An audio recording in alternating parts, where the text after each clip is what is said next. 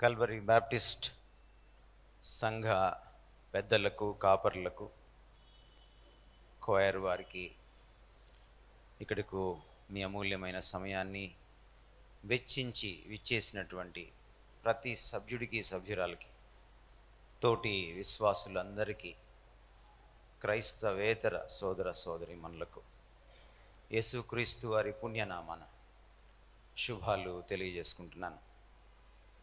చాలా కాలం తర్వాత మీ సంఘానికి వచ్చి వాక్య పరిచర్య చేయడానికి దేవుడిచ్చిన కృపను బట్టి ఆయన స్తుతిస్తూ మీకు కూడా నా కృతజ్ఞతలు తెలియజేస్తున్నాను. ఈరోజు విశ్వాసం గురించి కొన్ని విషయాలు మీతో ముచ్చటించాలని ఆశపడుతున్నాను. చాలా గడ్డు పరిస్థితులు గుండా వచ్చాం మనం. దాదాపు 2020 నుంచి, మార్చి నుంచి ఇప్పటి వరకు కూడా అనేకమైనటువంటి అన్ఎక్స్పెక్టెడ్ థింగ్స్ ద్వారా, అనూహ్యమైన పరిణామాల గుండా మనం ప్రయాణం చేశాం. నిజానికి ఇలాంటి పరిస్థితులు వచ్చినప్పుడే మనం విశ్వాసంలో ఎక్కడున్నామో మనకు అర్థమవుతుంది. ఒకవేళ బయట వారు పాఠాలు నేర్చుకున్నా నేర్చుకోకపోయినా మనం మాత్రం ఖచ్చితంగా పాఠాలు నేర్చుకోవాలి. అప్పుడే మీకు క్రైస్తవ సునిశ్చిత హృదయం ఉంది అని గుర్తు అన్నమాట. ఒకవేళ ఇలాంటి పరిస్థితులు గుండా, ఈ అనూహ్యమైన పరిణామాలు, ఈ గడ్డు పరిస్థితుల గుండా వెళ్ళిన తర్వాత కూడా, మేబీ ఇప్పుడు 1917లో వచ్చింది స్పానిష్ ఫ్లూ, తర్వాత ఇప్పుడు వచ్చింది. బహుశా బ్రతికుండగా మీకు ఇది మొదటిసారి, మనందరికీ ఇది మొదటిసారి. ఒకవేళ పాఠాలు నేర్చుకోకపోతే మనల్ని మనం ఏమనుకోవాలంటే, మనకంటే ముద్దు శుద్ధులు లేరు అనుకోవాలి. అంటే చదువులో కాదు, బుద్ధిలో గుండె బండ అయిందన్నమాట. అటువంటి ముద్దు శుద్ధులు, బండరాళ్ళు ఇక్కడ కూర్చున్నారనుకోండి ఆదివారం, మీకు వాక్యము ఎక్కదు. వచ్చి కూడా అదేమిటంటే ఇతరుల కోసం రావడమో, మీ సెంటిమెంట్ కోసం రావడమో, మీకేదో ఉంటాయి కొన్ని మూఢనమ్మకాలు, తెచ్చుకొచ్చి కాసేపు కూర్చొని వెళ్తే ఏదో అయిపోతుంది అని, దానికోసం రావడమే తప్ప. కానీ చాలామంది అలా లేరని నేను నమ్ముతున్నాను. చాలామంది పాఠాలు నేర్చుకుంటూనే ఉన్నారని నమ్ముతున్నాను. కానీ మానవుల్ని నమ్మడానికి వీల్లేదు. ఒక ఆయన ఏమన్నాడంటే, మనం చరిత్ర నుంచి ఒకే ఒక పాఠం నేర్చుకున్నాం. అదేమిటంటే, మనం పాఠాలు నేర్చుకోమనే పాఠం నేర్చుకున్నాం అన్నాడు. బహుశా మీరు ఆ కేటగిరీలో లేరని నేను భావిస్తున్నాను. ఉంటే మీరు మారాలి. ఎందుకంటే చాలామంది అడిగారు ఇది వచ్చినప్పుడు, మళ్ళీ ఇంకొక అసలైన ప్రశ్న వేశారు నాకు. ఏమిటంటే, ఇది దేవుడు పంపించాడా అని. దేవుడు పంపించాడో లేదో నాకు తెలియదు, ఆయన నాకు చెప్పలేదు. కానీ ఒకటి మాత్రం నేను చెప్పగలను, దేవుడు అనుమతించాడు, అది చెప్పగలను. దేవుడు అనుమతించినప్పుడల్లా కారణాలు ఉంటాయి. తన బిడ్డల్ని సన్మార్గంలో నడిపించడానికి, చక్కదిద్దడానికి, తన బిడ్డల్ని వంచడానికి, తన బిడ్డల్ని మెరుగుపరచడానికి, తనలాగా మార్చుకోవడానికి, మలుచుకోవడానికి ఆయన ఇలాంటి వాటిని అనుమతిస్తాడు. ఎందుకంటే అనుమతించకపోతే మాటినే రకము కాదు మనం. సుఖం పెరిగే కొద్దీ మన క్యారెక్టర్ కూడా దిగజారుతుంది. అంచేత అప్పుడప్పుడు ఇలాంటివి రావాలి.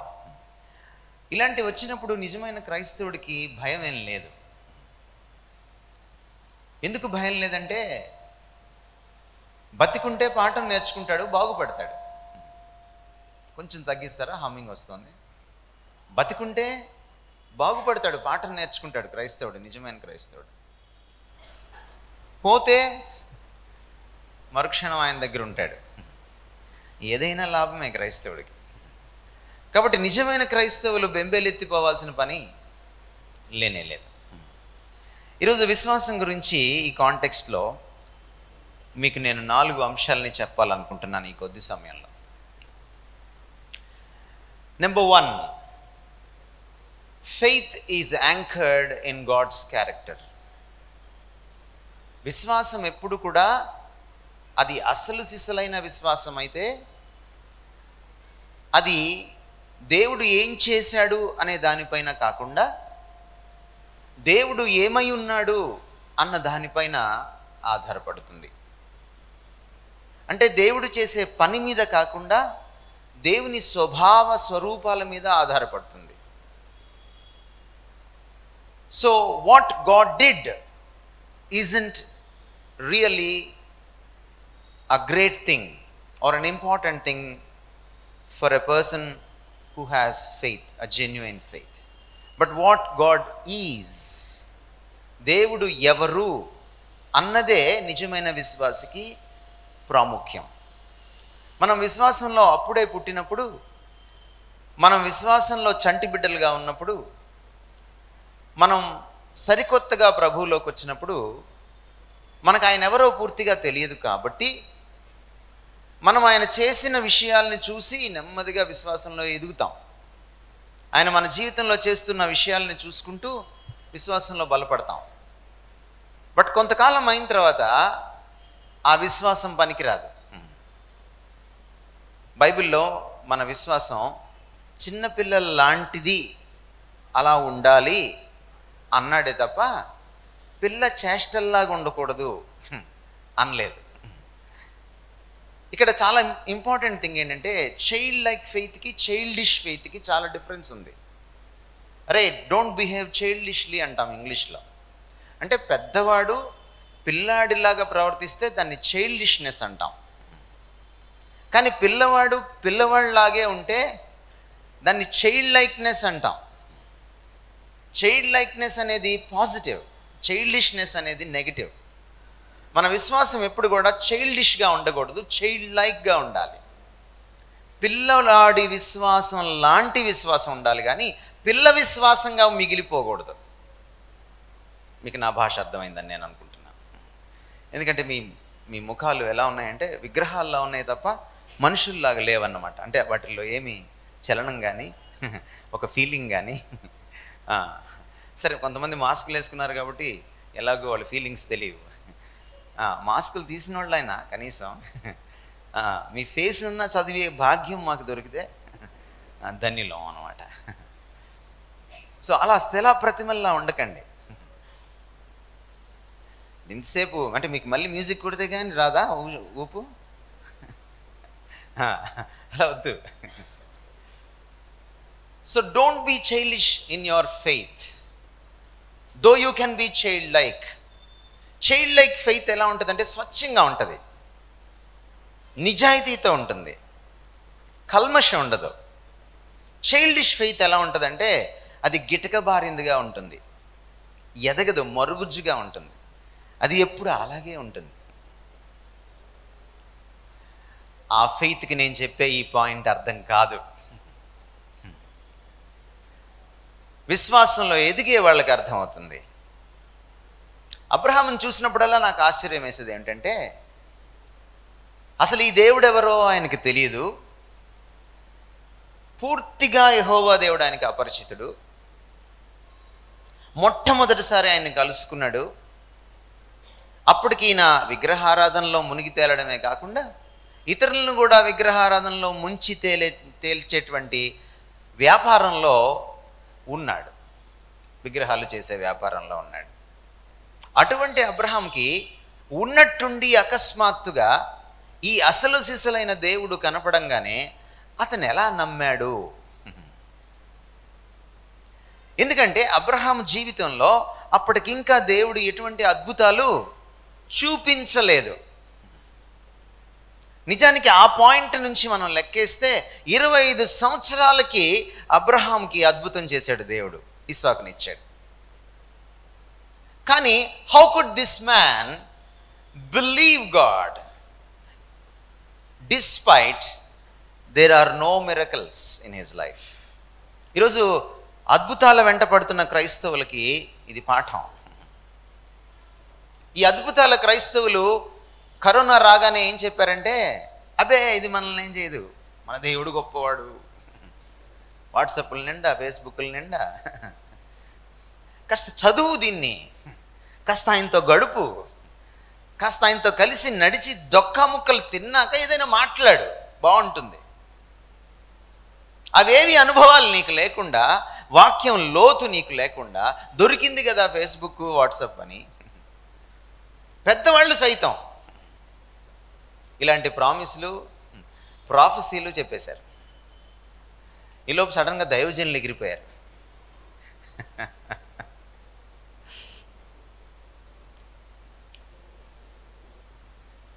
ఏంటి అబ్రహాం సీక్రెట్? అబ్రహాం ఫెయిత్ దేంట్లో యాంకర్ అయి ఉంది? ఆయన విశ్వాసానికి లంగర్ ఏంటి? లంగర్ అంటే మీకు బాగా తెలుసు, ఎవరు? వైజాగ్ వాళ్ళకి. ఓడ కొట్టుకుపోకుండా లంగరేస్తారు. విశ్వాసం కొట్టుకుపోకుండా ఉండాలంటే లంగర్ ఎక్కడ వేయాలి? మరి 25 సంవత్సరాలు ఈ అపరిచితుడైన దేవుడు వెంట నడిచాడు అతను. 2500 మైళ్ళు నడిచాడు, ప్రయాణం చేశాడు. మేబీ అప్పుడప్పుడు గాడి ఎక్కాడేమో, ఏదైనా చిన్న బండి ఏదైనా ఉందేమో. వీళ్ళు అప్పటికి కనుక్కున్నారో లేదో నాకు తెలియదు. అంటే కాశ్మీర్ నుంచి కన్యాకుమారి దాకా అంత దూరం. ఏంటి ఈయన సీక్రెట్? ఈయన మనలాగా అద్భుతాల కోసం మాత్రమే చూసుంటే 25 సంవత్సరాల తర్వాత నమ్మవలసి వచ్చేది. But these 25 years he proved that he was so faithful to this God of the Bible. ఈ బైబిల్ దేవుడికి తాను ఎంతో విశ్వసనీయతను ప్రకటించినట్టుగా మనకి కనపడుతుంది. అందుకే విశ్వాసులకు తండ్రి అయ్యాడు. క్వశ్చన్ ఏంటంటే, ఈ రోజున నమ్మలేని పరిస్థితుల్లో దేవుణ్ణి ఎలా నమ్మాలి? అదే ప్రశ్న ఈ రోజున. అదే నీ క్రైస్తవ్యాన్ని నిలబెడుతుంది, చూపిస్తుంది 10 మందికి. ఏంటో తెలుసు అబ్రహాం సీక్రెట్? ఇదే. His faith was anchored in God's character. ఎందుకంటే ద పర్సన్ గాడ్, దేవుడు అనే వ్యక్తి ఆయన కళ్ళ ముందు నుంచున్నాడు. ఆ వ్యక్తితో ఉన్న సంబంధం, ఆ వ్యక్తిగత సంబంధం, ఆ బాంధవ్యం, ఆ సాన్నిహిత్యం. చాలా తరచుగా దేవుడు అబ్రహాం దగ్గరికి వచ్చి మాట్లాడుతూ ఉండేవాడు. ఈయన చెప్పడమే తప్ప ఏం చేయడని ఓ రోజు నవ్వింది శారా. కానీ వీళ్ళిద్దరి బంధం చాలా గొప్పది. ఎంత గొప్పదంటే, అబ్రహాం సంగతి మనకు తెలియదు కానీ దేవుడు అబ్రహాంని నా స్నేహితుడు అన్నాడు. అబ్రహాం దేవుడిని నా స్నేహితుడు అంటే పెద్ద గొప్ప విషయం కాదు. దేవుడు ఏమన్నాడంటే అబ్రహాంని నా స్నేహితుడు అన్నాడు. అంత గొప్ప సాన్నిహిత్యం. 25 సంవత్సరాల్లో స్నేహించేశాడు దేవుడితోటి. మీరు ఎలా గడుపుతారు? మీ వాట్సాప్తో, మీ ఫేస్బుక్తో. అలా గడిపేశాడు దేవుడితోటి. పాతకాలంలో భార్యలు ఉదయాన్నే లేచేవాళ్ళు. పాతకాలంలో మాత్రమే ఉదయాన్నే లేచేవాళ్ళు. లేవగానే వాళ్ళు చేసే పని ఏమిటంటే, దేవుణ్ణి తలుచుకుంటారో లేదో తెలియదు కానీ పక్కన భర్తను చూసేవాళ్ళు, బతుకున్నాడో లేదో అని. అప్పుడు మాంగళ్యాన్ని బయటికి తీసి కళ్ళకద్దుకునేవాళ్ళు. ఇప్పుడు భర్తలు భార్యలు మారిపోయారు. ఉదయాన్నే లేవగానే కళ్ళు ఇంకా తెరవకముందే, పుసులు ఇంకా వీడిపోకముందే తౌడుకుంటున్నారు సెల్ ఫోన్ కోసం.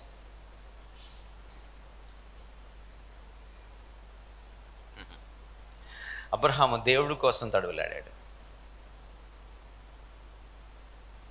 ఆ రిలేషన్షిప్, ఆ ఫెలోషిప్, ఆ ఫ్రెండ్షిప్ ఎంత గొప్పదంటే, సొదొమ గొమొర్రాల్ని నాశనం చేయడానికి దేవుడు బయలుదేరినప్పుడు దేవుడు ఎవరికి చెప్పాలండి? దేవుడు ఎవరినైనా సలహా అడగాల? దేవుడు ఎవరికైనా ముందుగానే చెప్పి బయటికి వెళ్ళాలా? పర్మిషన్ తీసుకోవాలా? పోనీ ఇన్ఫర్మేషన్ ఎవరికైనా ముందు ఇవ్వాలా? ఆయన అంత అగత్యం ఆయనకు పట్టలేదు. బట్ వాళ్ళ మధ్య ఉన్న బంధం అలాంటిది, స్నేహం అలాంటిది. దేవుడు అబ్రహాముకి చెప్పకుండా ఉండలేకపోయాడు. ఆ విషయాన్ని ఆయనే వాక్యంలో వ్యక్తం చేశాడు. కాబట్టి అబ్రహాము విశ్వాసము ఎక్కడుంది? లంగర్ ఎక్కడేసాడు అబ్రహాము? సాక్షాత్తు దేవుని వ్యక్తిత్వంలో, సాక్షాత్తు దేవుని క్యారెక్టర్లో. కష్టం వచ్చినప్పుడు, నష్టం కలిగినప్పుడు, అనారోగ్యం వచ్చి పడ్డప్పుడు, ఉపద్రవాలు వచ్చినప్పుడు, అవమానాలు అపార్థాలు పుట్టుకొచ్చినప్పుడు మనం ఎందుకు చెల్లించిపోతామంటే మన విశ్వాసం ఇంకా దేవుడు ఏం చేస్తాడు అన్న దాని మీదే ఉంది తప్ప దేవుడు ఏమై ఉన్నాడు అన్న దాని మీద లేదు. ప్రభు జయకుమార్ నన్ను క్షమించాలి, ఈ మధ్యకాలంలో చేసే ఆరాధనలు నేను అందుకే నమ్మట్లేదు. మీ చప్పట్లు, మీ పోస్టర్లు, మీ హడావిడి, మీ మ్యూజిక్ చెడ్డదని నేను అనట్లేదు, లోతు లేదంటున్నాను. లోతు లేదు. ఫస్ట్ 2 పాటలు పాడారు మీరు కదా, ఆంధ్ర క్రైస్తవ కీర్తన నుంచి చప్పగా పాడారు. మరి అప్పుడు ఎందుకు వెళ్ళేది మ్యూజిక్ అంతా?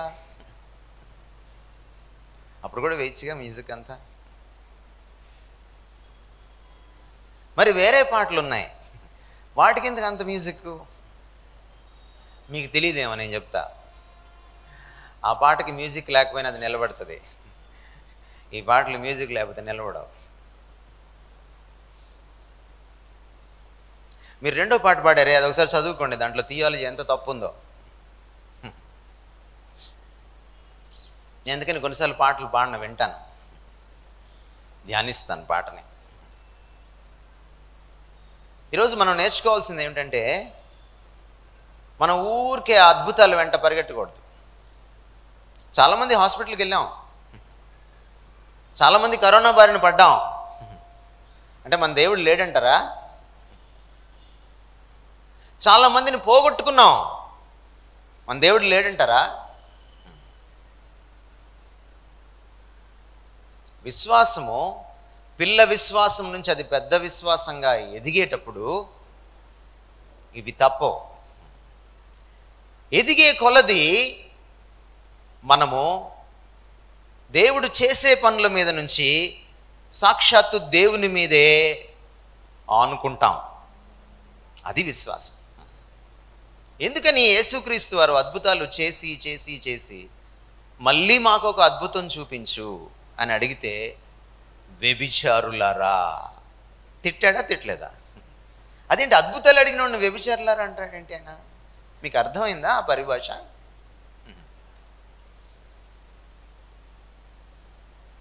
ఒక హస్బెండ్కి ఒక ప్లే బాయ్కి ఏంటి తేడా? What is the difference between a husband and a play boy? నిజమైన హస్బెండ్ భార్య శరీరాన్ని మాత్రమే ప్రేమించడు, భార్య ప్రాణాత్మ దేహాల్ని, భార్య వ్యక్తిత్వాన్ని, భార్య లోపలి మనిషిని ప్రేమిస్తాడు. ప్లే బాయ్ ఏం చేస్తాడు? అమ్మాయి దేహాన్నే ప్రేమిస్తాడు. అద్భుతాల కోసం వెంపర్లాడుతూ ఉండే వాళ్ళతో ప్రాబ్లం ఏంటంటే వాళ్ళు అద్భుతం మీదే ఆధారపడతారు, అద్భుతకరుణ్ణి వదిలేస్తారు.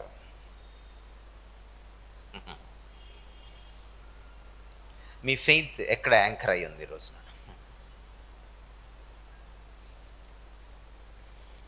హబకుక్కు అన్న మాటలు మీకు చదివి వినిపిస్తాను నేను. అంజూరపు చెట్లు పూయకుండినను, ద్రాక్ష చెట్లు ఫలింపకపోయినను, ఒలీవ చెట్లు కాపు లేకయుండినను, చేనిలోని పైరు పంటకు రాకపోయినను, గొర్రెలో దొడ్డిలు లేకపోయినను, శాలలో పశువులు లేకపోయినను, కరోనా బారిన పడినను, నేను ఐసీయూలో ఉండినను, నా ఆప్తుల్ని పోగొట్టుకొనినను, నా ఆరోగ్యం క్షీణించిపోయినను, కరోనా వచ్చి తగ్గిన తర్వాత 6 నెలలు ఆఫ్టర్ ఎఫెక్ట్స్తో బాధపడినను నేను యెహోవా యందు ఆనందించెదను, నా రక్షణకర్త అయిన నా దేవుని యందు నేను సంతోషించెదను. ప్రభువగు యెహోవాయే నాకు బలము. ఆయన చేసే పనులు కాదు, సాక్షాత్తు దేవుడే నా బలము. ఆయన నా కాళ్లను లేడికాల వలె చేయను, ఉన్నత స్థలముల మీద ఆయన నన్ను నడవ చేయను. హబకుక్కు సమయానికి దేవుడు చాలామంది ద్వారా అప్పటికే మాట్లాడున్నాడు. వాళ్ళ చేతుల్లో కొద్దో గొప్ప లేఖనాలు ఉన్నాయి. అప్పటికి మోషే ధర్మశాస్త్రం ఉంది హబకుక్కు చేతిలో. కానీ అబ్రహాముకి ఆ భాగ్యం లేదు. అబ్రహాం చేతిలో లేఖనం లేదు. ఈ దేవుడు పూర్తిగా అపరిచితుడు. 25 ఏళ్ళు ఒక్క అద్భుతం కూడా జరగలేదు, కానీ ఆయన వెంట నడిచాడు. Because his faith was anchored in the character of God. అందుకనే ఒక క్రైస్తవుడికి చాలా ప్రధానమైన విషయం ఏమిటంటే, నువ్వు ఏది సాధించినా సాధించకపోయినా దేవుడితో సాన్నిహిత్యాన్ని మాత్రం నువ్వు సాధించాల్సిందే. నువ్వు దేవునితో సాన్నిహిత్యం సాధించావంటే చాలిక. మొన్న ఈ మధ్యన దాదాపు మరణశయ్య మీదకి వెళ్ళి బయటకు వచ్చాను నేను. ఇంట్లో అంతా పోతాడు అనుకున్నారు. హాస్పిటల్కి వెళ్తే అక్కడ బాగుపడలేదు. వాళ్ళు ఇంకా కాస్త బెదిరించారు, నీకు టీబీ వచ్చింది, నీకు క్యాన్సర్ వచ్చింది, బయాప్సీ రేపే చేయాలి అన్నారు. లేదు సార్, నేను 15 రోజుల తర్వాత వస్తాను, ప్రార్థన చేసుకొని రావాలి అన్నాను డాక్టర్తో. నేను ఆయనకి నవ్వు వచ్చి ఉంటుంది. మా ఇంట్లో చాలామంది డాక్టర్స్ ఉన్నారు, వాళ్ళని కూడా కన్సల్ట్ చేసి ఒక కలెక్టివ్ ఒపీనియన్ తీసుకొని నేను 15 డేస్ తర్వాత వచ్చి బయాప్సీ చేసుకుంటాను. ఒప్పుకోలేదు డాక్టర్ ఆ కార్పొరేట్ హాస్పిటల్లో.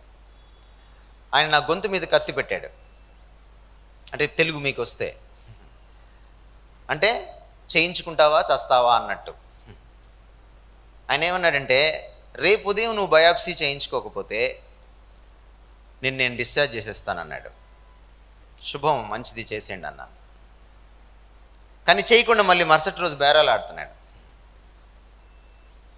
ప్రార్థన చేయడం మొదలెట్టాను. ఆ రాత్రి దేవుడు చెప్పాడు, get out of this place, I will be with you, I will take care of you. ఇక్కడ నుంచి ఇమీడియట్గా వెళ్ళిపో నువ్వు. అప్పటికి ఇంకా నాకున్న ఇతర కాంప్లికేషన్స్ ఎప్పుడు లేదు. బీపీ, హైపర్ టెన్షన్ వచ్చింది, కాన్స్టిపేషన్తో సఫర్ అవుతున్నాను, విపరీతంగా వాంతులు అవుతున్నాయి, ఏం తిన్నా ఉండట్లేదు, 15 కేజీలు బరువు తగ్గిపోయాను, స్కిన్ అండ్ బోన్స్ లాగా అయిపోయాను, నా మెమరీ పోయింది, నా రైటింగ్ పోయింది, ప్రకాష్లో పీ రాయలేకపోతున్నాను నేను. ఇలాంటి పరిస్థితుల్లో ఉన్నాను. నా వాయిస్ పోయింది. 2 minutes 3 minutes మాట్లాడితేనే నా నోరు ఎండిపోతుంది, వాయిస్ పడిపోతుంది. దేవుడు చెప్పాడు, వెళ్ళిపో అన్నాడు. డాక్టర్ ఏమో నేను వైద్యం చేయను అన్నాడు.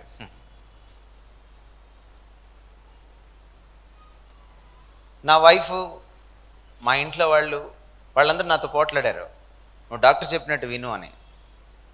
నేను వినలేను, ఎందుకంటే నాకు ఆ లీడింగ్ రావట్లేదు. కానీ ఇది ప్రోటోకాల్ కూడా కాదు. ముందు బయాప్సీకి ఎవరు వెళ్ళరు క్యాన్సర్ వస్తే, ముందు చాలా ఉంటాయి. ఇంటికి వెళ్ళిన తర్వాత 15 రోజుల తర్వాత చాలా సఫరింగ్ ఉండ వెళ్ళిన తర్వాత డాక్టర్ గారు సెప్టెంబర్ నుంచి తిను, అక్టోబర్ నుంచి తిను అన్నాడు నాన్ వెజ్. ముందుగానే బలమైన ఆహారం తినడం మొదలెట్టాను. కరెక్ట్గా నెల రోజుల్లో దేవుడు అన్నీ హీల్ చేసుకుంటా, ఒక్కొక్కటి హీల్ చేసుకుంటా. మళ్ళీ ఈరోజు బీపీ లేదు. హైపర్ కాల్షియమియా వచ్చింది, డయాలసిస్ చేయాలన్నారు. ఈరోజు కాల్షియం లేదు, హైపర్ కాల్షియమియా లేదు. నాకు జనరల్గా ఇంకొకరి దగ్గర ప్రార్థన చేయించుకోవడం అలవాట్లేదు. నా దేవుడి దగ్గరే నేను ప్రార్థన చేసుకుంటా. ఒక ఆంటీ, నా వైఫ్కి తెలిసిన ఆంటీ, ఫోన్ చేసి నేను హాస్పిటల్లో చేరకముందే నువ్వు 4 రోజుల్లో కోలుకుంటావు అంది. ప్రవచనం చెప్పింది. 4 రోజుల్లో కోలుకోలేదు. ఎందుకు కోలుకోలేదు? ఒక్క రోజులో కోలుకుంటామంది. ఈసారి హాస్పిటలైజ్ అయ్యాను కోలుకోకపోగా. అందుకే నేను చెప్పేది ఆంటీల దగ్గరికి వెళ్ళొద్దు అని. మళ్ళీ ఆంటీ గారు పాపం చాలా ప్రేమ కలిగిన ఆవిడ చాలా ప్రేమతోనే చేశారు. కానీ ఆవిడకి తెలియదు అది ప్రవచనం కాదనే సంగతి. ఆవిడ మీరు అడగండి దేవుణ్ణి, మీరు అడగట్లేదు దేవుణ్ణి అంది. నేను అడగను దేవుణ్ణి అన్నాను. ఆయన ఇష్టం, ఈ లైఫ్ ఆయనది, నా లైఫ్ ఆయనలో గుప్తమై ఉంది. బ్రతికిస్తే ఏదో సేవ ఇస్తాడు చెయ్యాలి, ఇంకా ఏదో మిగిలింటే బతికిస్తాడు. లేదు అయిపోయింది నా పని అయిపోయింది అని అంటే తీసుకుంటాడు. రెండు నాకు లాభమే. మొన్నటిదాకా ఒక్కడే నేను, ఇప్పుడు పెళ్ళయింది కాబట్టి ఆమె సంగతి చూసుకో. ఇదొకటే నేను అడిగాను దేవుణ్ణి. హాస్పిటల్ నుంచి బయటకు వస్తుంటే మా బామ్మర్ది పోట్లాడాడు, వెళ్ళడానికి వీల్లేదు అని, ట్రీట్మెంట్ అయ్యేదాకా. నేను ఒకటే అడినాను తనతోటి, దేవుడు నాకు ఇలా చెప్తున్నాడు ఇంటికి వెళ్ళమని, నువ్వేమో ఇక్కడ ఉండమంటున్నావు, ఏం చేయమంటావు అని. చాలా ప్రార్థనాపరుడు అతను. నేను అడ్డు చెప్పను అన్నాడు. అప్పుడు పరిస్థితి ఎలా ఉందంటే ఇక బాగుపడడు. అప్పుడు నేను షీబాని పిలిచి, నా వైఫ్ని పిలిచి చెప్పాను, నేను దేవుడు నాకు అష్యూరెన్స్ ఇస్తున్నాడు, టైం పడుతుంది, టైం పడుతుంది. ఈరోజు మీ ముందు నన్ను ఫస్ట్ మెసేజ్ ఇది, నిన్న ఫస్ట్ సెమినార్. మన విశ్వాసం ఆయనలో ఉండాలి కానీ ఎప్పుడు ఆయన చేసిన పనులపైన ఉండకూడదు. అందుకనే ఆదికాండంలోనే 15వ అధ్యాయంలోనే రాయబడిన మాట ఏంటంటే, అబ్రహాము దేవుని నమ్మెను. ఆయన అద్భుతాలని కాదు, దేవుణ్ణే నమ్మాడు, అద్భుతకరుణ్ణే నమ్మాడు. ఆయన దానిని అతనికి నీతిగా ఎంచెను.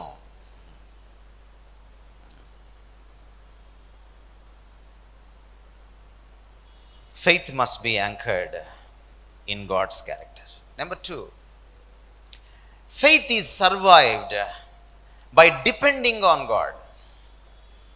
చాలాసార్లు ఆటుపోటులు వచ్చినప్పుడు, జీవితంలో అనుకోని సంఘటనలు సంభవించినప్పుడు విశ్వాసము అనే పడవ అటు ఇటు కొట్టుకుంటుంది, మునిగిపోతుందేమో అనిపిస్తుంది, భయం వేస్తుంది, ఇంకా ఏమాత్రం ఆశ లేదు, హోప్లెస్ అనిపిస్తుంది. విశ్వాసం అంటే ఏమిటి? దేవుడి మీద ఆధారపడ్డాం. కానీ విశ్వాసము చలించకుండా, అచంచలంగా, స్థిరంగా, చచ్చిపోకుండా, వీగిపోకుండా ఉండాలంటే ఏం చేయాలి? మళ్ళీ దేవుడి మీద ఆధారపడాలి. మీకు గుర్తుందా, ఆ మూగ దయ్యం పట్టిన వాడిని తీసుకొచ్చాడు వాళ్ళ నాన్నగారు. అప్పుడు యేసుప్రభు ఏమన్నాడు? నమ్ముట సాధ్యమైతే సమస్తం సాధ్యమన్నాడు. అప్పుడు అతనేమన్నాడు? ఆ నమ్మడమే సాధ్యం కావట్లేదు అన్నాడు. అప్పుడు యేసుప్రభు ఏమన్నాడు? అతన్ని మెచ్చుకున్నాడు. ఎందుకని? నమ్మడానికి కూడా ఆయన్నే నమ్మాడు అనమాట. దేవుని మీద ఆధారపడలేకపోతున్నావా? ఆయన మీదే ఆధారపడు. ప్రార్థించలేకపోతున్నావా? ప్రార్థన ద్వారానే ప్రార్థించు, ప్రార్థన నేర్చుకో. విశ్వసించలేకపోతున్నావా? దేవుడి మీద ఆధారపడితే విశ్వాసం మళ్ళీ పుడుతుంది. ఎందుకని? విశ్వాసమునకు కర్త ఆయన. విశ్వాసమునకు కర్త ఆయన. హబకుకు కాలంలో ఏం జరిగిందంటే,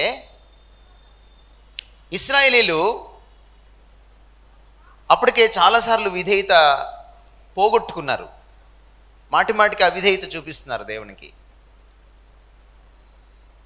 పరిస్థితులు చూస్తే చాలా విపరీతంగా, ఘోరంగా ఉన్నాయి. వేరే వాళ్ళు వచ్చి వీళ్ళని దోచుకుంటున్నారు.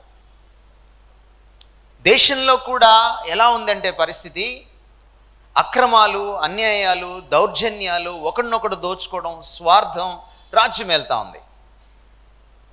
ఈ అన్యాయాన్ని కళ్ళతో చూడలేక ఒక నీతిని కాంక్షించేటువంటి ఒక భక్తుడు, ఒక విశ్వాసి, ఒక యూదుడు దేవుడి దగ్గరికి వెళ్ళి నిష్ఠూరమాడడం మొదలెట్టాడు. ఏంటయ్యా, నువ్వు మిన్నకుండిపోతావా? నువ్వు దేవుడివేనా? ఇన్ని కష్టాలు పడుతున్నావు, నీతిమంతుల మీదకి అనీతిమంతులు వస్తున్నారు, దౌర్జన్యం చేస్తున్నారు. ఇందాక మీరు 109వ దావీదు కీర్తనలో అదే మొరపెట్టుకుంటున్నాడు కీర్తనకారుడు. నేను మంచి చేశాను, కానీ నాకు నా దగ్గర నుంచి మంచి పొందిన వాళ్ళే నాకు ప్రతిగా మంచి చేయవలసింది పోయి కీడు చేస్తున్నారు. వాళ్ళు మిన్నకుండినా పర్లేదు, వాళ్ళు మంచి చేయకపోయినా పర్వాలేదు, కీడు చేస్తున్నారు ప్రతిగా. నేను ప్రేమించాను వాళ్ళని, కానీ నాకు ప్రతిగా ద్వేషం ఇస్తున్నారు, తట్టుకోలేకపోతున్నాను. దేవా, వై డోంట్ యు యాక్ట్? నువ్వెందుకు నీ హస్తాన్ని కదిలించో? ఎందుకు మిన్నకుండిపోయావు? కంప్లైనింగ్గా, ఒక ఫిర్యాదుదారుడిగా, గ్రీవెన్స్ సెల్లోకి వెళ్ళినట్టుగా దేవుని సన్నిధిలో నిష్ఠూరమాడుతున్నాడు హబకుక్కు. అప్పుడు హబకుక్కుతో దేవుడు మాట్లాడిన మాట, హబకుక్కు 2వ అధ్యాయము 2-4 వచనాలు చదువుతున్నాను. యెహోవా నాకు ఈలాగు సెలవిచ్చును, చదువువాడు పరిగెత్తుచు చదువు వీలొగినట్లు నీవు ఆ దర్శన విషయమును పలక మీద స్పష్టముగా రాయుము. ఆ దర్శన విషయము నిర్ణయ కాలమున జరుగును, సమాప్త మగుటకు ఆతురపడుచున్నది, అది తప్పక నెరవేరును. అది ఆలస్యముగా వచ్చినను దాని కొరకు కనిపెట్టుము, అది తప్పక జరుగును, జాగు చేయక వచ్చును. వారు యథార్థపరులు కాక తమలో తాము అతిశయపడుదురు, అయితే నీతిమంతుడు విశ్వాస మూలముగా బ్రతుకును.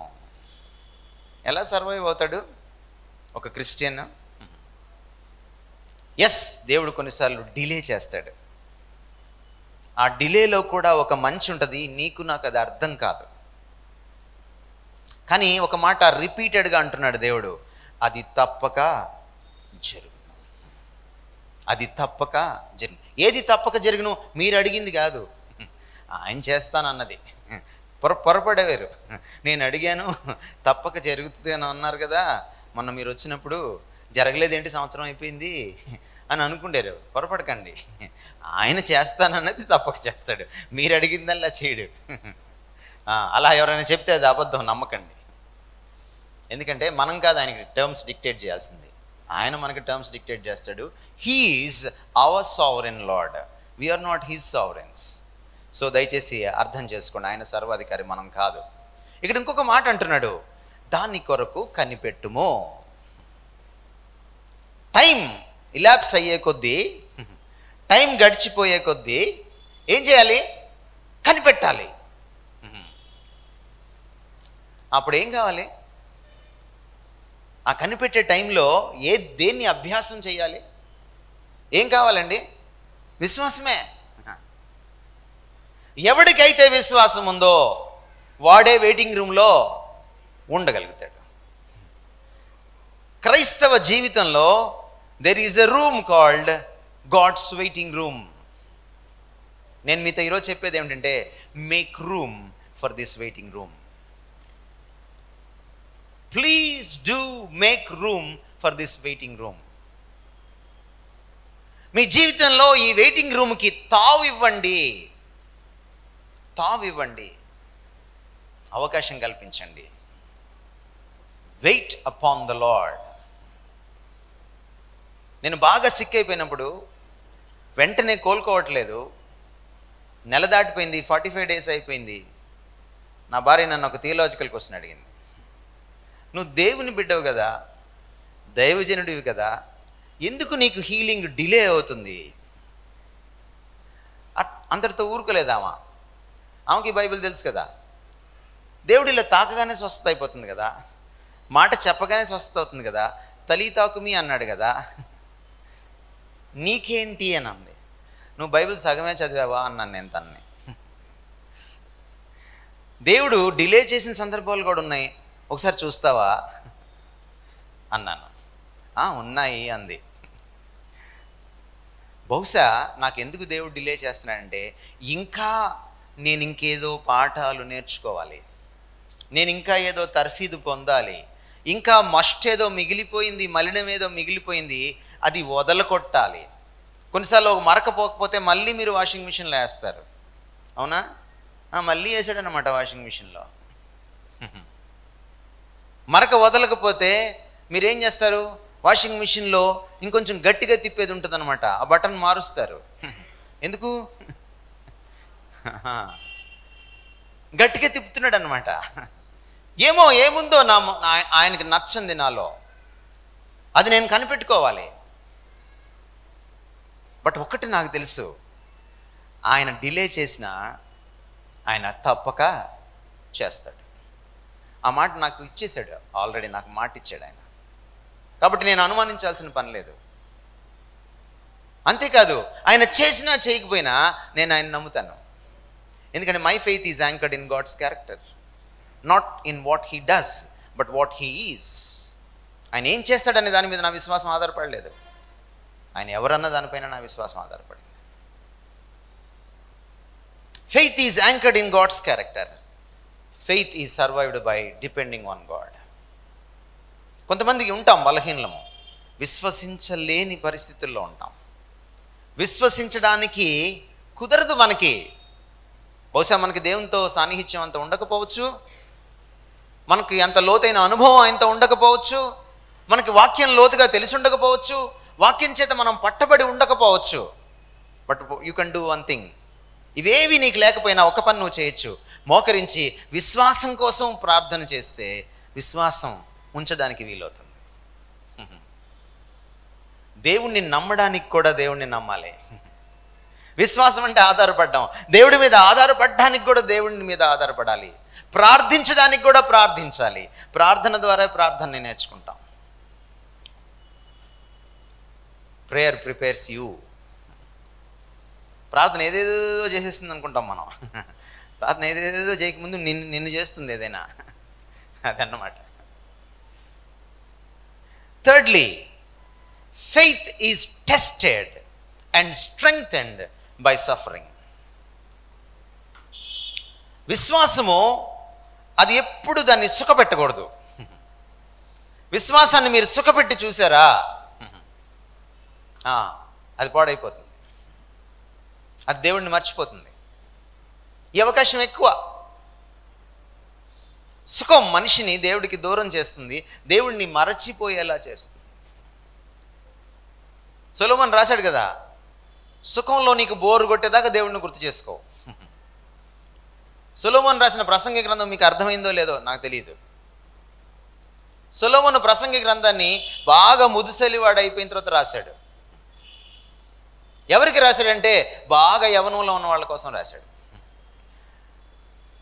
An old man's counsel to young man, to young people. ఏమిటి ఆయన ఏం చెప్పదలిచాడు 12వ అధ్యాయంలో?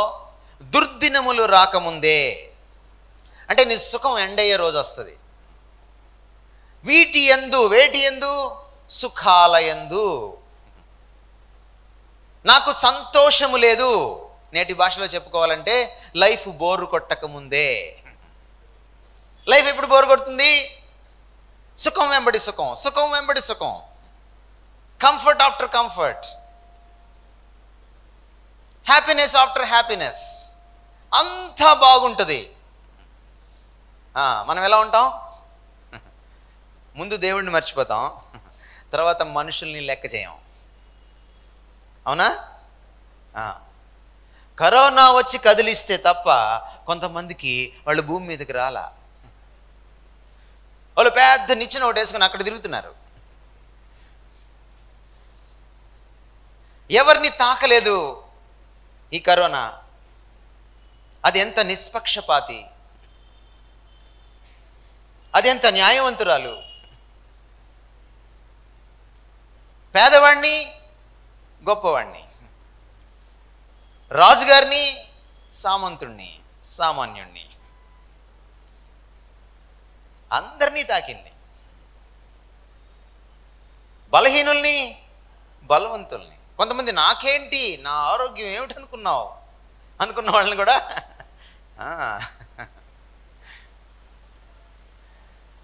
అందరూ అనారోగ్య స్త్రీలు అయిపోయారు. ఆరోగ్యశ్రీ కాదు, అనారోగ్యశ్రీ అయిపోయారు. అనారోగ్య శ్రీమతులు కూడా అయిపోయారు. అప్పటికైనా బుద్ధి వచ్చిందా లేదు నాకు పెద్ద అనుమానం.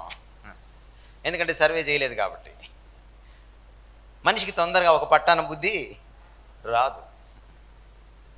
కనీసం క్రైస్తవులమైనా బుద్ధి తెచ్చుకుందాం. Because we are God conscious people. దేవుని స్పృహలో బ్రతికే వాళ్ళం కదండి మనం కూడా పాఠాలు నేర్చుకోకపోతే ఇక బయటవాడు ఎందుకు నేర్చుకుంటాడు? మీకు విషయం చెప్పనా? కరోనా మచ్చు తునక మాత్రమే. మచ్చు తునక అంటే తెలుసా మీకు? శాంపిల్ ఆడవాళ్ళకి బాగా తెలుసు శాంపిల్ అంటే. ఏదైనా షాప్కి వెళ్తే వాళ్ళు శాంపిల్స్ బాగా కొట్టేస్తారు. అది తిని చూస్తారు, ఇది తిని చూస్తారు, అది తీసుకుంటారు. శాంపిల్ తర్వాత తీరా కొన్నారనుకోండి, అన్ని శాంపిల్స్ చూసినా మళ్ళీ కొనరు. పొరపాటున కొంటే మళ్ళీ కొసరు అడుగుతారు.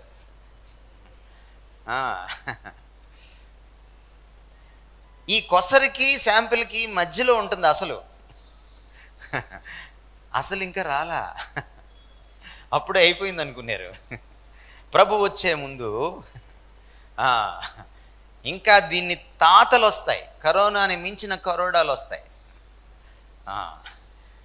ఎందుకు శాంపిల్ పంపిస్తాడంటే దేవుడు మనల్ని ప్రిపేర్ చేయడం కోసం. ఎందుకంటే ఒక్కసారి అది వస్తే తట్టుకోలేము. బాలకృష్ణ వస్తే తట్టుకోగలం, కానీ అది వస్తే తట్టుకోలేము. అందువల్ల ఇది శాంపిలే. కాబట్టి ఇప్పుడే సర్దుకోవడం, విశ్వాసంలో సర్దుకోవడం మంచిది. కేవలం ఆదివారపు క్రైస్తవులుగా ఉన్నారా? కానుకలు గొప్పగా ఇచ్చేసి నేను చాలా భక్తుడిని అనుకుంటున్నారా? చర్చికి టెన్షన్గా వచ్చేసేసి నా అంత నిష్ఠాగరిష్ఠుడు లేడనుకుంటున్నారా? సోమవారం నుంచి శనివారం దాకా ఆయన అసలు గుర్తు రావట్లేదా? కొంతమంది క్రైస్తవులు ఉంటారు, వాళ్ళు లోకంలోకి వెళ్తే అస్సలు వాళ్ళని గుర్తుపట్టలేం క్రైస్తవులని. పొరపాటున లోకస్తులు ఎవరైనా ఆదివారం లోపలికి వస్తే వాళ్ళని ఇక్కడ గుర్తుపట్టలేరు. వీళ్ళు అస్సలు లోకస్తుడని. ఇక్కడ క్రైస్తవుల్లాగా ఉంటారు అచ్చం, అక్కడికి వెళ్తే అచ్చం లోకస్తుల్లాగా ఉంటారు. ద్విపాత్రాభినయం వాళ్ళకు వచ్చినట్టుగా ఎవరికి రాదు. అలా ఉన్నారా? ఈ శాంపుల్ వచ్చినప్పుడే సర్దుకోవాలి. థర్డ్ వేవ్ గురించి ఇంకా ఆలోచిస్తూనే ఉన్నారు, ఊహాగానాలు చేస్తూనే ఉన్నారు. డేట్లు ఇచ్చారు, డేట్లు వెళ్ళిపోతున్నాయి. వచ్చేసి వెళ్ళిపోయిందో లేదో తెలియదు, వచ్చేసి ఉందో లేదో తెలియదు, ఇంకా రాబోతుందో లేదో కూడా తెలియదు. థర్డ్ వేవ్తో ప్రాబ్లం ఏంటంటే అది వచ్చినప్పుడు సిమ్టమ్స్ ఉండవు, అది ప్రాబ్లం. ఫస్ట్ వేవ్ దాని పక్కన చాలా గొప్పది, మంచిది. ఎందుకంటే సిమ్టమ్స్ రాగానే డాక్టర్ దగ్గర పరిగెడతాను, జబ్బు నయమవుతుంది, త్వరగా హాస్పిటల్కి వెళ్తాను. కానీ దీనికి సిమ్టమ్స్ ఉండవు, పోయే కాలం ముందు రోజు తెలుస్తుంది. డాక్టర్ కూడా ఏం చేయలేడు. జాగ్రత్త.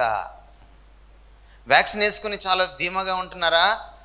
2 రోజుల క్రితం న్యూస్, అస్సాంలో వ్యాక్సిన్ వేసుకున్న వాళ్ళకే 80%, అంటే 100కి 80 మందికి కరోనా వచ్చిందట.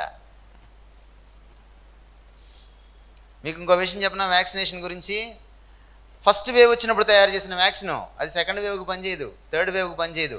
వాళ్ళు అమ్ముకోవడానికి వ్యాక్సిన్ వేస్తున్నారు అంతే, మీరు నమ్ముకోవడానికి వ్యాక్సిన్ వేసుకుంటున్నారు అంతే.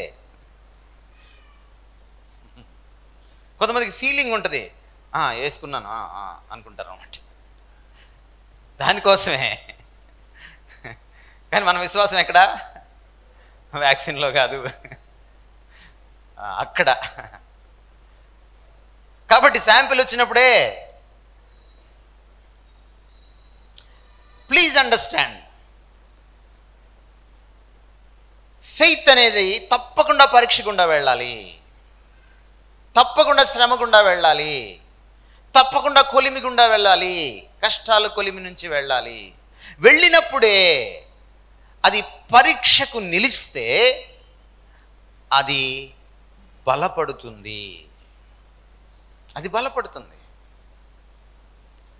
నీ విశ్వాసాన్ని సుఖపెట్టావా? నువ్వు విశ్వాసంలో వీగిపోతావు, జారిపోతావు. ఒకరోజు నా భ్రష్టుడు అవుతావేమో కూడా తెలియదు. ఈరోజు నా ప్రసంగాలు ఎలా ఉన్నాయి? ఈరోజు క్రైస్తవులు ఎలా ఉన్నారు? అంతా నీకు మంచే జరుగుతుంది. కొన్ని చర్చిలు కట్ట లక్షలు వెళ్తారట, లక్షలు. మరి వాళ్ళు ఏం చెప్పారు మనకి? అంతా మంచే జరుగుతుందని చెప్పారు. వాళ్ళు ఏం చెప్పారు మనకి? మాకు కానుకేస్తే నీకు అంతా మంచే జరుగుతుందని చెప్పారు. వాళ్ళు ఏం నమ్మించారు మనల్ని? మీ ఇంట్లో నా ఫోటో పెట్టుకుంటే మీకు శుభం. వాళ్ళు ఏం నమ్మించారు మనల్ని? నన్ను మీ ఇంటికి భోజనం పిలిస్తే, దైవజనుడు ఇంటికి వస్తే ఆశీర్వాదం వస్తుంది. చాలామంది దైవజనులు మీ ఇళ్ళకి వచ్చి ఉంటారు కదా. కరోనా వచ్చిందా మీకు? రాలేదా? దైవజనులు ఇళ్ళకి వచ్చిన వాళ్ళందరూ ఇళ్ళకి కరోనా రాలేదా? అసలు దైవజనుడికే వచ్చేసింది కదా.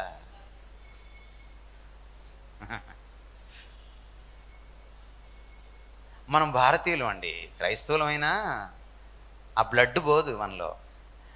మనము అబద్ధాన్ని తొందరగా నమ్ముతాం, సత్యాన్ని అనుమానిస్తాం. అది మన స్టైలు. జాగ్రత్త. నీ విశ్వాసం పరీక్షకి గురవుతుందా లేదా? That's very very important. సుఖాల వెంబడి పరిగెట్టద్దు. దేవుడు మారవాడేవాడు కాదు. ఆయన దగ్గరికి వచ్చి ఊరికే ఆయన దగ్గరికి వచ్చి నాకు అది కావాలి, ఇది కావాలి, ఇది కావాలని అడక్కు. నువ్వు కావాలని అడుగు ఆయన్ని. ఆయన నీతో ఉంటే అది సుఖమైనా, అది దుఃఖమైనా, అది కష్టమైనా, నష్టమైనా, లాభమైనా నువ్వు నిలబడతావు. మనకు కావాల్సింది ఆయన ఇచ్చేవి కాదండి, ఆయన కావాలి. That's very important. యేసుక్రీస్తుకు 12 మంది శిష్యులండి. ఒకడు ఎందుకు ఆ పని చేశాడండి? ఆ ఒక్కడు ఎందుకు ఆ పని చేశాడు? 11 మంది చేయలేని పని ఆ ఒక్కడు ఎందుకు వెన్నుపోటు పొడిచాడు? వెన్నుపోటు పొడుస్తాడని తెలిసి కూడా ఆయన ఎందుకు ఈయన ప్రేమించాడు? అదొక పెద్ద స్టోరీ. అది ఇప్పుడు నాకు చెప్పడానికి టైం లేదు, సందర్భం కూడా కాదు. కానీ వాడి వైపు నుంచి మనం ఆలోచిస్తే, ఆ ఇస్కరియోతు యూదా వైపు నుంచి యేసుక్రీస్తు వారు ఏమన్నారంటే, ఆ చివరి సంస్కారం రోజున, ప్రభురాత్రి భోజనం రోజున, నాతో ఎవడైతే ఇందులో చేయి వేస్తున్నాడో, ముక్క తీసుకుంటున్నాడో వాడే నన్ను అప్పగిస్తాడు, వాడే నన్ను వెన్నుపోటు పొడుస్తాడు. ముద్దు పెట్టి మరి. ఏంటి ఇస్కరియోతు యూదా ప్రాబ్లం ఏంటి? మన ప్రాబ్లమే. ఆయన కృతజ్ఞతాస్తుతులు చెల్లించి ప్రతిసారి వాళ్ళకి రొట్టె విరిచి ఇస్తున్నాడు. ఆయన ఇచ్చేది పుచ్చుకుంటున్నాడు తప్ప ఆయన్ని పుచ్చుకోలేకపోయాడు వాడు. Many a time we Christians, we want the gifts without the giver. That's the greatest danger. మనం చాలాసార్లు దేవుడిచ్చే ఈవులు కావాలనుకుంటాం, ఇచ్చే ఆయన్ని మాత్రం మనకొద్దు. మీరు ఆలోచించుకొని పరీక్ష చేసుకోండి. ఒక రోజున, ఈరోజు ఇంటికి వెళ్ళి మోకరించి మీ రూమ్స్లో పరీక్ష చేసుకోండి. ఇది నిజమా కాదో మీరు చెప్పండి. ఆయన ఇచ్చే వాటి వెంట ఎంత వెంపర్లాడాం మనం, దానికోసం ఎంత అర్రులు చాచాం. ఆయన ఇచ్చే గిఫ్ట్స్ కోసం, ఈవుల కోసం, వరాల కోసం, ఆశీర్వాదాల కోసం, దీవెనల కోసం అంత వెంపర్లాట, అంత తృష్ణ, అంత ఆసక్తి ఆయన మీద ఉందా? అది కదా ప్రశ్న. అది కదండి విశ్వాసం అంటే. కష్టం ఎందుకు రావాలంటేనండి, దేవుడు ఊరికే ఇస్తున్నాడు అనుకోండి, చాక్లెట్లు పంచుతున్నాడు అనుకోండి, మీరు పిల్లలకి చాక్లెట్లు ఇచ్చి చూడండి, వాళ్ళు ఇంకా మీ వైపు చూడరు. మీరు ఇవ్వనంతసేపే మీ వైపు చూస్తారు. ఇచ్చిన తర్వాత అది తీసుకొని చక్కగా పోతాడు వాడు. మా ఇంట్లో కొన్ని పెట్ క్యాట్స్ ఉన్నాయి. అది వచ్చి దీనంగా చూస్తూ ఉంటుంది నన్ను. అసలు నాతో ప్రేమలో పడ్డట్టుగా ఫీలింగ్ ఇస్తుంది అన్నమాట. దానికి అందాల్సింది అందిపోయిన తర్వాత మనం పిలిచిన పట్టించుకోదు, వెళ్ళిపోతూ ఉంటుంది. మనం అదే బ్యాచ్ కదా. దాన్ని చూసినప్పుడల్లా మన క్రైస్తవులు గుర్తొస్తుంటారు నాకు.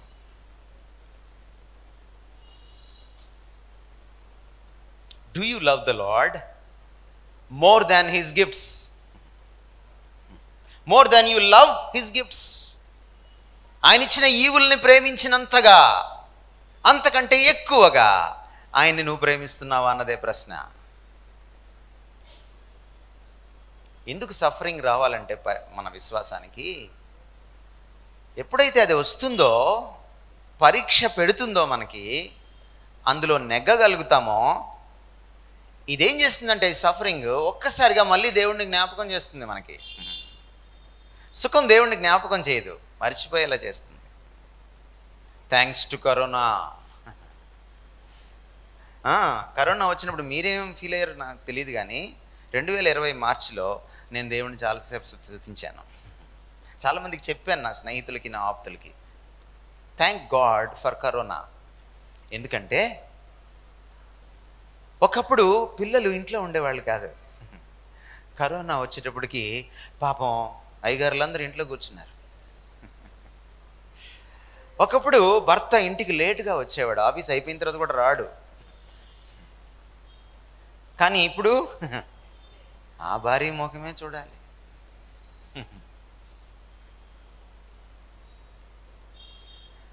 మనం పెద్దవాళ్ళతో స్పెండే చేయం, అసలు టైం స్పెండ్ చేయం. ఫ్యామిలీని అంతా ఒక చోట కూర్చోబెట్టేసింది. ఏంటది?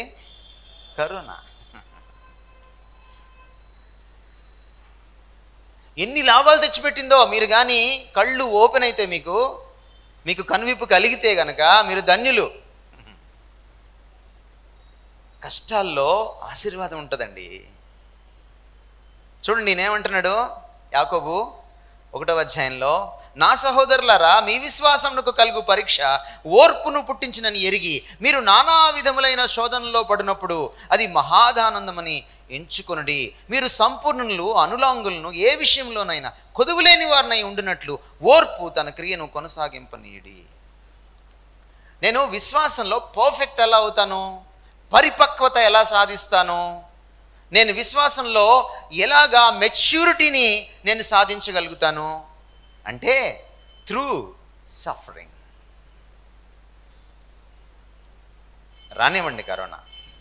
మనం ఏమనాలంటే క్రైస్తవులము, ఎవరు కోరుకోరు కష్టాలని, కానీ క్రైస్తవులు ఏమనాలంటే దేవుని కృప నాకు తోడుగా ఉంటే ఎంత కష్టమైనా రానివ్వండి. అదేం చేస్తుంది? దేవుని కృప ఎప్పుడు కూడా మన కష్టాల కంటే గొప్పది, పెద్దది. అందుకే నేను అంటున్నాను, మీరు దేన్ని సాధించకపోయినా పర్లేదు, ఆయన మీతో ఉండాలి. ఆయన గిఫ్ట్ ఇవ్వకపోయినా పర్లేదు, మీరు దేన్ని పోగొట్టుకున్నా పర్లేదు, ఆయన్ని పోగొట్టుకోకూడదు. That's it. మనం ముగించుకుందాం. Lastly, faith is endured by focusing on Christ. Endurance అంటే అర్థం ఏంటంటే తట్టుకుని నిలబడ్డం అన్నమాట. విశ్వాసము తమకకుండా, తొట్టిల్లకుండా తట్టుకొని నిలబడాలంటే ఎప్పుడు యేసు వైపే చూడాలి. అది హెబ్రీ గ్రంథకర్త చెప్తున్నాడు. హెబ్రీ గ్రంథకర్త అన్న మాటలు మీకు నేను చదివి వినిపిస్తాను. ఇంత గొప్ప సాక్షి సమూహము మేఘం వల్లే మనలను ఆవరించి ఉన్నందున మనము కూడా ప్రతి భారమును సులువుగా చిక్కులు పెట్టు పాపమును విడిచిపెట్టి విశ్వాసమునకు కర్తయు దాన్ని కొనసాగించువాడినైనా యేసు వైపు చూచుచు మన ఎదుట ఉంచబడిన పందెములో ఓపికతో పరిగెత్తుదము. ఆయన తన ఎదుట ఉంచబడిన ఆనందము కొరకై అవమానమును నిర్లక్ష్యపెట్టి సిలువను సహించి దేవుని సింహాసనం యొక్క కుడిపార్శ్వమున ఆసీనుడై ఉన్నాడు. మీరు అలసట పడకయు మీ ప్రాణములు విసుకొకయు ఉండునట్లు. అండర్లైన్ చేసుకోండి. అలిసిపోతాం విశ్వాసంలో, విసుకొస్తుంది విశ్వాసంలో. గమనించండి, పాపాత్ములు తనకు వ్యతిరేకంగా చేసిన తిరస్కారం అంతయు ఓర్చుకొనిన ఆయనను తలంచుకొనుడి. ఎవరైనా? సిలువ వేయబడిన క్రీస్తు.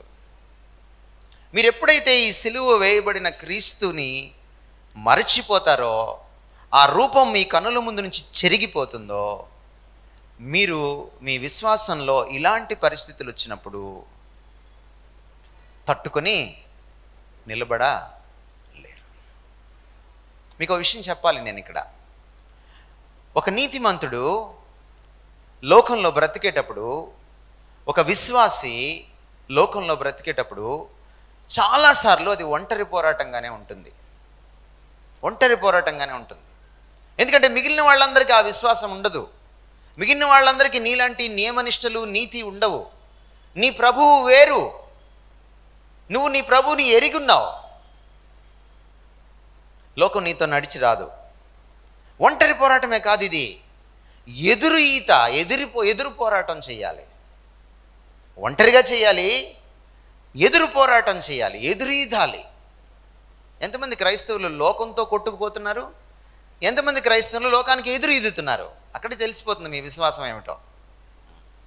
క్రైస్తవ విశ్వాసం ఎప్పుడు కూడా లోక మర్యాదను ఎదిరిస్తుంది, లోక ప్రవాహానికి ఎదురీదుతుంది. It travels against the tides and the trends of the world. అలా ఎదిరించేటప్పుడు, ఒంటరిగా ఎదురీత చేసేటప్పుడు అలసట వస్తుందా? వస్తుందా? వస్తుంది. విసుగు వస్తుందా? వస్తుంది. ఫ్రస్ట్రేషన్, నీరసం, నిరుత్సాహం వస్తుందా? వస్తుంది. అప్పుడు ఎవరి వైపు మీరు చూడగలరు? పక్కన ఇంకెవరి వైపు చూశారనుకో, ఏ పాస్టర్ గారి వైపు, ప్రకాష్ అన్న వైపు, ఏ బిల్లి గ్రహం వైపు, అబ్రహాం వైపు, వాళ్ళు కూడా ఎక్కడో దగ్గర నీరసపడిపోయి విసిగిపోయి, అవునా? అబ్రహాం వైపు చూశారనుకో, అబద్ధం ఆడే దగ్గర ఓడిపోయాడు. దావీదు వైపు చూశారనుకో, ఆయన వ్యభిచారం దగ్గర ఓడిపోయాడు. అవునా? అందుకని ఎవరి వైపు చూడాలి? యేసు వైపు చూడాలి. ఆయన విశ్వాసంకు కర్తే కాదు, తెలుగులో కొనసాగించేవాడనుంది. నిజానికి దాని అర్థం ఏంటంటే విశ్వాసంలో పరిపక్వత సాధించేవాడు, మన విశ్వాసాన్ని ఫలింపచేసేవాడు, మెచ్యూరిటీలోకి తెచ్చేవాడు, పర్ఫెక్ట్ చేసేవాడు, పరిపూర్ణంగా చేసేవాడు. ఇందాక అంటున్నాడు కదా, పరిపూర్ణను అనులంగులు అవ్వాలంటే మీరు గమనించండి. ఇక్కడ మనం అందరం ఒక జట్టుగా కూర్చుంటాం. ఇక్కడున్న బలం బయటికి వెళ్ళిన తర్వాత ఉండదు. బయటికి వెళ్తే మనం ఎవరం? మైనారిటీస్. మనం ఎవరం? మైనారిటీస్. మైనారిటీస్కి కొన్ని హక్కులు, కానీ ఆ హక్కులు కూడా మిమ్మల్ని రక్షించవు. మీరు అందుకనే ఈ స్టెప్స్ దిగిన దగ్గర నుంచి ఎవరి వైపు చూడాలి? ఎందుకంటే ఇది ఒంటరి పోరాటం, ఇది ఎదురు పోరాటం. అందుకని ఆయన వైపు చూడాలి. అప్పుడు కరోనా రానివ్వండి, దాన్ని జేజమ్మ రానివ్వండి, భయమేమీ లేదు. అందుకని నేను మీకు మనవి చేసేది ఏంటంటే, కష్టాలు, నష్టాలు, అనారోగ్యం, అస్వస్థత, చివరికి మరణం వస్తుందనేటువంటి వార్త, అనుమానం వచ్చినా మనం చెల్లించకూడదు. ఎప్పుడు జరుగుతుంది అది? మనం ముందటి నుంచే ప్రభువు ఇచ్చే దాని మీద కంటే ప్రభువు మీద దృష్టి పెడితే, ప్రభు ఇచ్చే వాటిని మీద ఉన్న మక్కువ కంటే ప్రభువు మీద మక్కువ, ఇష్టం, ప్రేమ పెంచుకుంటే, ప్రభువుని పోగొట్టుకోకుండా కాపాడుకోగలిగితే మన జీవితంలో, అప్పుడు ఖచ్చితంగా ప్రతి కష్టం, ప్రతి అనారోగ్యం మీకు కొత్త పాఠాలు నేర్పిస్తుంది, మిమ్మల్ని సరికొత్త విశ్వాసులుగా మారుస్తుంది. నెక్స్ట్ లెవెల్ అంటాను చూసారా, అనదర్ లెవెల్ అంటారు చూసారా, అందులోకి వెళ్తారు అన్నమాట మీరు. లేకపోతే చతికిలబడ్డ క్రైస్తవుల్లాగా బయట గ్రాఫ్ బుక్స్ దొరుకుతాయి. మీరు లాస్ట్ క్రిస్మస్కి, ఈ క్రిస్మస్కి, అంతకుముందు క్రిస్మస్కి, కరోనాకు ముందటి క్రిస్మస్కి, కరోనా తర్వాత క్రిస్మస్కి మీరు గ్రాఫ్ వేసుకోండి మీ భక్తిని. మీకు తెలిసిపోద్ది.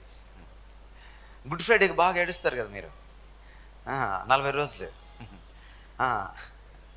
మీరు గ్రాఫ్ వేసుకొని చూడండి. మన విశ్వాసం ఎప్పుడు ఎదగదు, ఎదిగినట్టు ఉంటుంది, పడిపోతుంటుంది. అది లెంట్లో ఎదుగుతుంది, అది గుడ్ ఫ్రైడేలో ఎదుగుతుంది, అది ఆదివారం ఎదుగుతుంది అప్పుడప్పుడు. అలా కాదు. హెచ్చుతగ్గులున్నా ఆ హెచ్చుతగ్గులు ఎలా ఉండాలంటే లైన్ గీస్తే ఇలా ఉండాలి.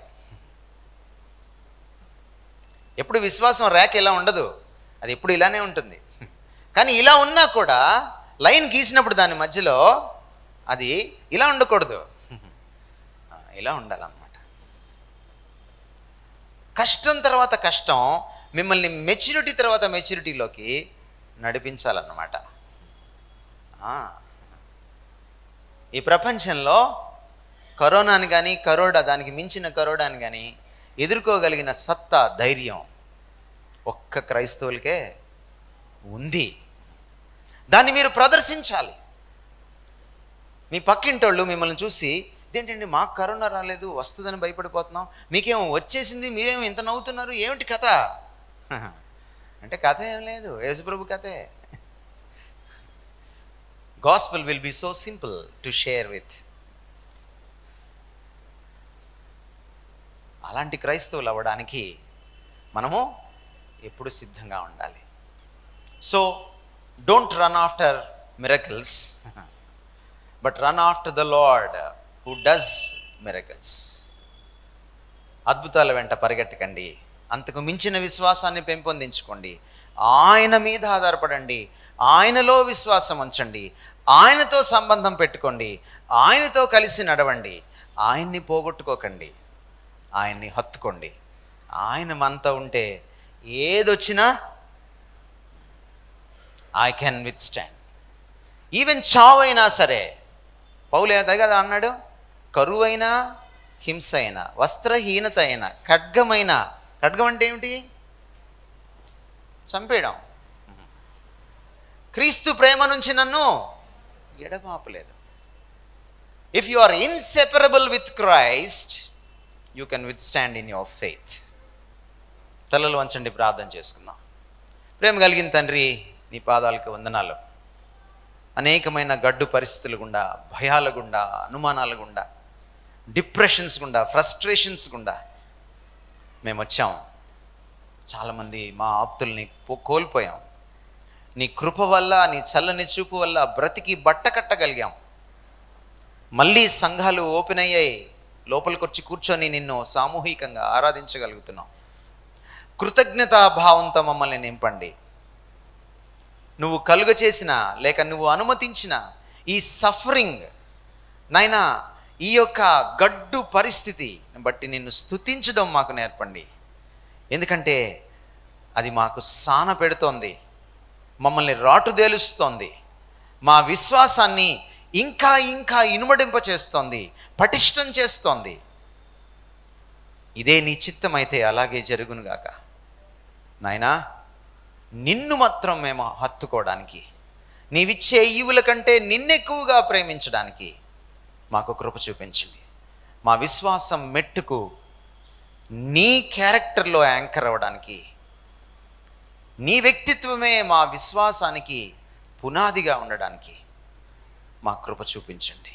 ఈ లోకంలో ఒంటరి పోరాటం చేసేటప్పుడు, ఈ లోకంలో ఎదురు పోరాటం చేసేటప్పుడు నీ వైపే చూసి మేము పురికొల్పబడడానికి, అలసిపోయినప్పుడల్లా, విసిగిపోయినప్పుడల్లా, నిరుత్సాహపడినప్పుడల్లా, నిస్పృహలోకి జారిపోయినప్పుడల్లా నిన్ను చూసి మళ్ళీ పరిగెట్టడానికి, మళ్ళీ లేవడానికి, మా పరుగు పందెంలో, మా విశ్వాస పోరాటంలో గెలుపొందడానికి, కిరీటం సంపాదించడానికి మా కృప చూపించాలని యేసుక్రీస్తు వారి పేట వేడుకుంటున్నాము తండ్రి.